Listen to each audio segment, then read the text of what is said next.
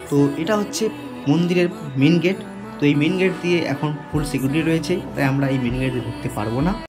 এই লোকাল ধরেই যাব চেন্নাই এগমোরে। 121 কিলোমিটার দীর্ঘ পথ অতিক্রম করে ট্রেন এখন পৌঁছেছে তিন্দিপুরাম স্টেশনে।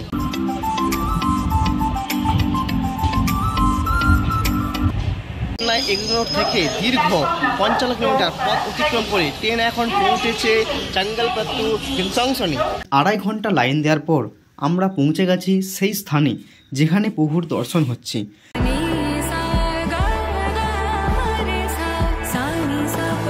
মন্দিরের আশেপাশে রয়েছে অনেক খাবার দোকান, রয়েছে অনেক hotel. Hi friends, welcome back my YouTube channel সুন্দর ব্লগে তোমাদেরকে আবার স্বাগত জানাচ্ছি। তো আজ বাংলার 6 মাঘ বিকেল 5:10। আজ দক্ষিণ ভারত সফরের প্রথম দিন। আমরা এখন যাত্রা করতে চলেছি চেন্নাই এগমোর থেকে ট্রেন নাম্বার 16851 রামেশ্বরম এক্সপ্রেসে। এই যাত্রাপথের সমস্ত ভিউটা তোমাদের সঙ্গে শেয়ার করব। তো আর বেশি দেরি না করে ভিডিওটা স্টার্ট করা যাক, চলো লেটস স্টার্ট। বিকেল 5:30। তো আমরা 4 জন বন্ধু মিলে এখন পৌঁছে গেছি মিনাবাক্কাম স্টেশনে।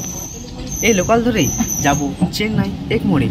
লোকাল ট্রেনে দাঁড়িয়ে দুলতে দুলতে এবং প্রকৃতির বাতাস খেতে খেতে যেতে একটা আলাদাই লাগে।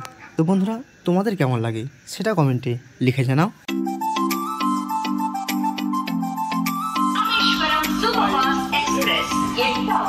তো বন্ধুরা, দেখতে দেখতে আমরা এখন পৌঁছে গেছি চেন্নাই এগমোরে। সেখানে আমাদের জন্য অপেক্ষা করে রয়েছে রামেশ্বরম সুপারফাস্ট এক্সপ্রেস। তো এখন আমরা ট্রেনে উঠে পড়েছি।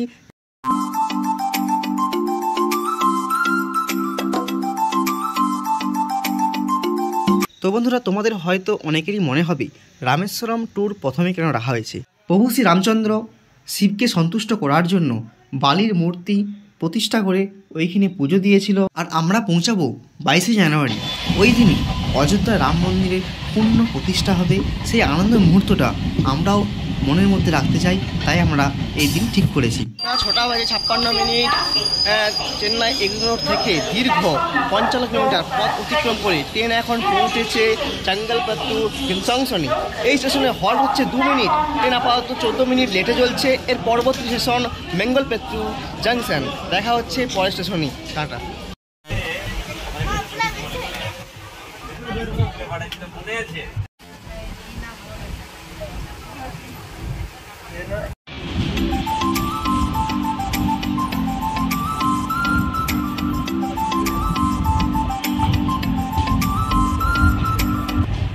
সন্ধ্যা 7:28। দীর্ঘ 91 কিলোমিটার পথ অতিক্রম করে ট্রেন এখন পৌঁছেছে মালবেল ভাতারু জাংশনে। এই স্টেশনে হল্ট হচ্ছে 2 মিনিট। ট্রেন আপাতত আধা ঘন্টা লেটে চলছে। পরবর্তী স্টেশন তিন্দিপুরাম। দেখা হচ্ছে পরের স্টেশনে।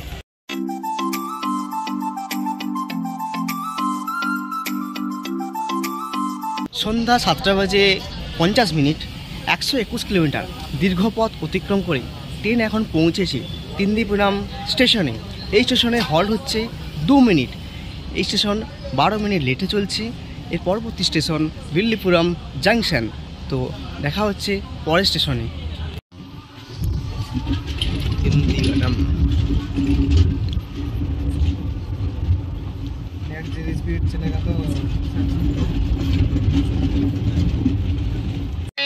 রাত্রি 8:25। দীর্ঘ 213 কিলোমিটার পথ অতিক্রম করে ট্রেন এখন পৌঁছেছি বিল্লিপুরাম জাংশন। এই স্টেশনে হল্ট হচ্ছে 2 মিনিট। ট্রেন এখন 21 মিনিট লেটে চলছে। এর পরবর্তী স্টেশন অ্যাডিবুল জাংশন। দেখা হচ্ছে পরের স্টেশন।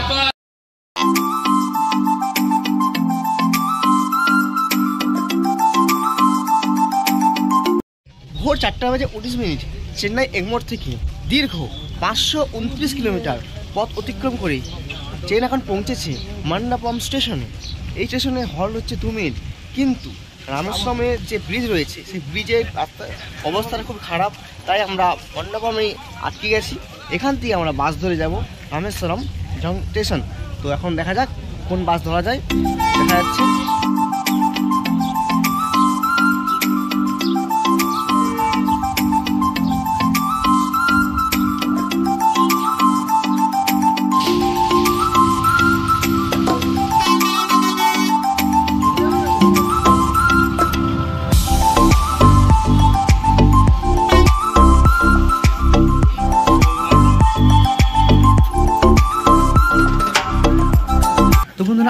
আগে থেকেই জানতাম যে রামেশ্বরম ট্রেনে যাওয়া যাবে না, এই জন্য আমরা টাইমের মতো ভোর 4টার সময় রেখেছি।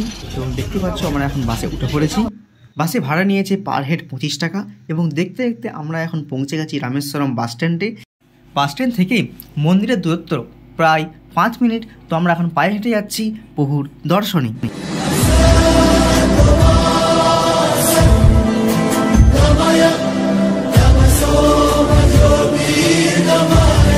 এই মন্দিরে রয়েছে 4টি টাওয়ার। আমরা এখন পূব দিকের টাওয়ারে বা মন্দির যে চূড়া রয়েছে সেই চূড়া ধরে এখন যাচ্ছি। আমরা এখন মন্দিরের মেন গেটে প্রবেশ করছি।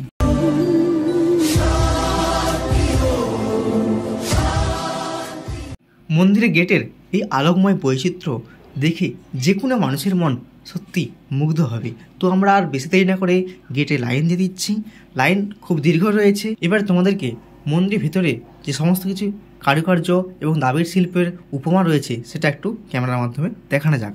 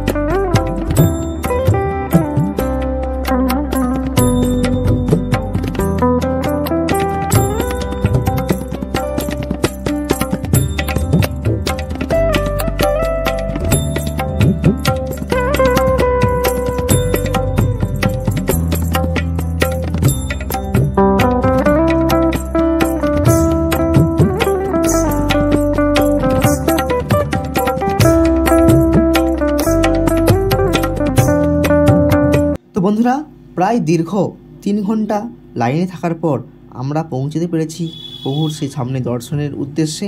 আমরা এখন দর্শন করছি। দর্শন করার পর আমরা এখন মন্দিরের চারিপাশটা ঘুরে দেখব। দেখতে পাচ্ছ অসাধারণ কারুকার্য রয়েছে, ভিতরে রয়েছে বিভিন্ন রকমের ডিজাইন এবং আগেকার তৈরি পাথরের সমস্ত কারুকার্য, যেটা দেখে প্রত্যেকেরই মন মুগ্ধ হয়েছে।